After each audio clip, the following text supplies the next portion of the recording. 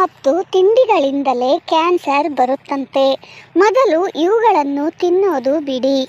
Junk food ತಿನ್ನಲು ತುಂಬ ರುಚಿಕರವಾಗಿರುತ್ತದೆ, ಆದರೆ ಇದು ನಮ್ಮ ಆರೋಗ್ಯದ ಮೇಲೆ ನಕಾರಾತ್ಮಕ ಪರಿಣಾಮವನ್ನು ಬೀರುತ್ತದೆ. ಜಂಕ್ ಫುಡ್ನಂತೆಯೇ ಸಾಕಷ್ಟು ಆಹಾರ ಪದಾರ್ಥಗಳು ನಮ್ಮ ಆರೋಗ್ಯಕ್ಕೆ ಕೆಟ್ಟದ್ದು. ಇದು ನಿಧಾನವಾಗಿ ಕ್ಯಾನ್ಸರ್ಗೆ ಕಾರಣವಾಗಬಹುದು ಎಂಬುದರ ಬಗ್ಗೆ ನಾವು ಈ ವಿಡಿಯೋದಲ್ಲಿ ತಿಳಿದುಕೊಳ್ಳೋಣ. ನಾವು ಸೇವಿಸುವ ಆಹಾರದ ಪ್ರಕಾರ ಮತ್ತು ಅದರ ಉತ್ಕರ್ಷಣ ನಿರೋಧಕ ಗುಣಲಕ್ಷಣಗಳು ಮುಖ್ಯವಾಗಿರುತ್ತದೆ. ನಿರ್ದಿಷ್ಟವಾಗಿ ಹೇಳುವುದಾದರೆ, ಪಾಲಿಫಿನಾಲ್ಗಳಲ್ಲಿ ಸಮೃದ್ಧವಾಗಿರುವ ಆಹಾರಗಳು ಉತ್ಕರ್ಷಣ ನಿರೋಧಕ ಮತ್ತು ಉರಿಯೂತದ ಪರಿಣಾಮಗಳನ್ನು ಹೊಂದಿದೆ ಎಂದು ವೈಜ್ಞಾನಿಕವಾಗಿ ಸಾಬೀತಾಗಿದೆ.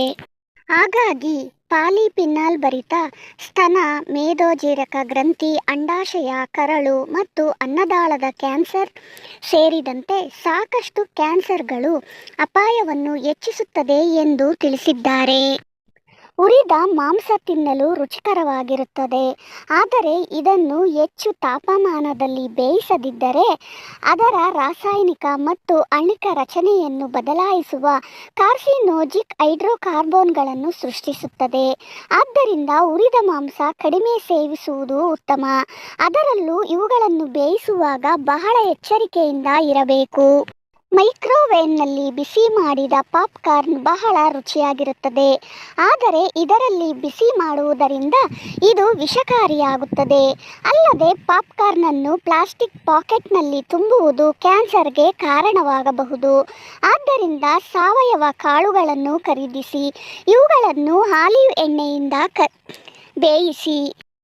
ತೈಲಗಳನ್ನು ಸಸ್ಯಜನ್ಯ ಎಣ್ಣೆ ಮೂಲಗಳಿಂದ ರಾಸಾಯನಿಕವಾಗಿ ಹೊರತೆಗೆಯಲಾಗುತ್ತದೆ. ಇವುಗಳಲ್ಲಿ ಅಪಾಯಕಾರಿಯಾದ ಒಮೆಗಾ 6 ಕೊಲೆಸ್ಟ್ರಾಲ್ಗಳಿವೆ. ಇವು ಕ್ಯಾನ್ಸರ್ಗೆ ಕಾರಣವಾಗುವ ಜೀವಕೋಶದ ಪೊರೆಗಳ ರಚನೆಯಲ್ಲಿ ಬದಲಾವಣೆಗಳನ್ನು ಉಂಟುಮಾಡುತ್ತದೆ. ಆದ್ದರಿಂದ ಆಲಿವ್ ಎಣ್ಣೆಯಂತಹ ಇತರ ನೈಸರ್ಗಿಕವಾಗಿ ಪಡೆದ ತೈಲಗಳನ್ನು ಬಳಸಿ. ಮೀನುಗಳು ಉತ್ತಮ ಪ್ರೋಟೀನ್ನಲ್ಲಿ ಸಮೃದ್ಧವಾಗಿದ್ದರೂ ಜನರು ಸೇವಿಸುವ 60% ಇಂದ ಹೆಚ್ಚು ಸಾಲ್ಮನ್ ಸಾಕಣೆ ಕೇಂದ್ರಗಳಿಂದ ಬರುತ್ತದೆ. ಅಲ್ಲದೆ ಇದು ಕೀಟನಾಶಕಗಳು ಪ್ರತಿಜೀವಕಗಳನ್ನು ಹೊಂದಿರುತ್ತದೆ. ಇವುಗಳ ಸೇವನೆ ನಮ್ಮೊಳಗೆ ಸೇರಿಕೊಳ್ಳುತ್ತದೆ. ಆದ್ದರಿಂದ ತಾಜಾ ಮೀನುಗಳನ್ನು ಖರೀದಿಸಿ ತಿನ್ನಿ.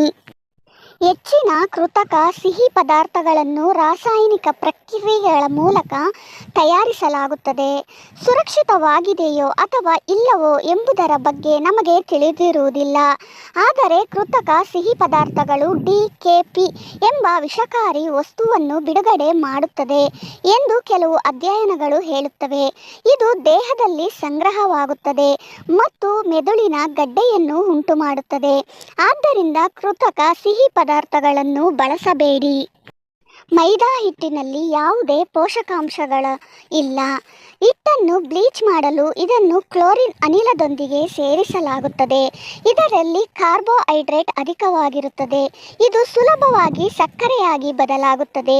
ಇದು ಕ್ಯಾನ್ಸರ್ಗೆ ಕಾರಣವಾಗಬಹುದು. ಆದ್ದರಿಂದ ಬಿಳುಪುಗೊಳಿಸಿದ ವಸ್ತುಗಳನ್ನು ಬಳಸಿ. ಹಣ್ಣುಗಳು ಮತ್ತು ತರಕಾರಿಗಳು ಆರೋಗ್ಯಕ್ಕೆ ಒಳ್ಳೆಯದು, ಆದರೆ ಇದಕ್ಕೆ ಕೀಟನಾಶಕಗಳನ್ನು ಸಿಂಪಡಿಸಿದ್ದರೆ ಇವು ಆರೋಗ್ಯಕ್ಕೆ ಅಪಾಯವನ್ನುಂಟು ಮಾಡುತ್ತವೆ. ಯುರೋಪ್ನಲ್ಲಿ ಈ ರೀತಿಯ ಹಣ್ಣುಗಳ ಮಾರಾಟವನ್ನು ನಿಷೇಧಿಸಲಾಗಿದೆ. ಹಾಗಾಗಿ ಸಾವಯವ ಹಣ್ಣುಗಳನ್ನು ಖರೀದಿಸಿ ತಿನ್ನಿ. ಆಲೂಗಡ್ಡೆ ಚಿಪ್ಸ್ನಲ್ಲಿ ಸಾಕಷ್ಟು ಉಪ್ಪು ಇರುತ್ತದೆ. ಇದು ಕ್ಯಾನ್ಸರ್ ಅಪಾಯವನ್ನು ಹೆಚ್ಚಿಸುವುದಲ್ಲದೆ ಹೃದ್ರೋಗದ ಅಪಾಯವನ್ನು ಹೆಚ್ಚಿಸುತ್ತದೆ. ಆದ್ದರಿಂದ ಇವುಗಳ ಬದಲಾಗಿ ಬಾಳೆಕಾಯಿ ಚಿಪ್ಸ್ ಅನ್ನು ತಿನ್ನಿ. ರಾಷ್ಟ್ರೀಯ ಕ್ಯಾನ್ಸರ್ ಸಂಸ್ಥೆ ನಡೆಸಿದ ಅಧ್ಯಯನಗಳು ಅತಿಯಾಗಿ ಮದ್ಯಪಾನ ಮಾಡುವವರ ತಲೆ, ಕುತ್ತಿಗೆ, ಗಂಟಲು, ಸ್ತನ ಮತ್ತು ಕರುಳಿನ ಕ್ಯಾನ್ಸರ್ಗಳನ್ನು ಹೊಂದಿರುವುದು ತಿಳಿದುಬಂದಿದೆ. ಆದ್ದರಿಂದ ಮದ್ಯಪಾನವನ್ನು ತೊಡೆದುಹಾಕಲು ಪ್ರಯತ್ನಿಸಿ. ಇತ್ತೀಚಿನ ದಿನಗಳಲ್ಲಿ ಸಂಸ್ಕರಿಸಿದ ಸಕ್ಕರೆ ಸಾಕಷ್ಟು ಸಮಸ್ಯೆಯನ್ನು ಉಂಟುಮಾಡುತ್ತದೆ, ಏಕೆಂದರೆ ಸಕ್ಕರೆಯನ್ನು ನೈಸರ್ಗಿಕವಾಗಿ ತಯಾರಿಸುವ ಬದಲು ದೊಡ್ಡ ಕಂಪನಿಗಳು ಅದಕ್ಕೆ ಕೆಲವು ಕಾಕಂಬಿಗಳನ್ನು ಸೇರಿಸುತ್ತವೆ. ಸಂಸ್ಕರಿಸಿದ ಸಕ್ಕರೆಯು ಇನ್ಸುಲಿನ್ ಅನ್ನು ಹೆಚ್ಚಿಸುತ್ತದೆ ಮತ್ತು ಸಕ್ಕರೆ ಕ್ಯಾನ್ಸರ್ ಕೋಶಗಳನ್ನು ಹೆಚ್ಚಿಸುತ್ತದೆ. ಆದ್ದರಿಂದ ಸಿಹಿ ತಿನ್ನಬೇಕು ಎಂಬ ಆಸೆಯನ್ನು ಹಣ್ಣುಗಳನ್ನು ತಿನ್ನುವ ಮೂಲಕ ಪೂರೈಸಿಕೊಳ್ಳಿ. ಟ್ರಾನ್ಸ್ ಕೊಬ್ಬುಗಳು ಕ್ಯಾನ್ಸರ್ಗೆ ಕಾರಣವಾಗುತ್ತದೆ. ನೀವು ರುಚಿಕರವಾದ ಆಹಾರವನ್ನು ತಿನ್ನಲು ಬಯಸುವುದಾದರೆ ನ್ಯಾಚುರೇಟೆಡ್ ಕೊಬ್ಬು ಇಲ್ಲದಂತಹ ಬೆಣ್ಣೆಯಂಥ ಪದಾರ್ಥಗಳನ್ನು ಸೇವಿಸಿ, ಏಕೆಂದರೆ ಇದು ಆರೋಗ್ಯಕ್ಕೆ ಮಾರಕವಾಗಿದೆ. ಸ್ನೇಹಿತರೆ, ಈ ವಿಡಿಯೋ ಇಷ್ಟವಾದರೆ ಲೈಕ್ ಮಾಡಿ, ಶೇರ್ ಮಾಡಿ, ಸಬ್ಸ್ಕ್ರೈಬ್ ಮಾಡಿಕೊಳ್ಳಿ. ಮುಂದಿನ ಇಂಥದ್ದೇ ಒಂದು ವಿಡಿಯೋದಲ್ಲಿ ಸಿಗೋಣ.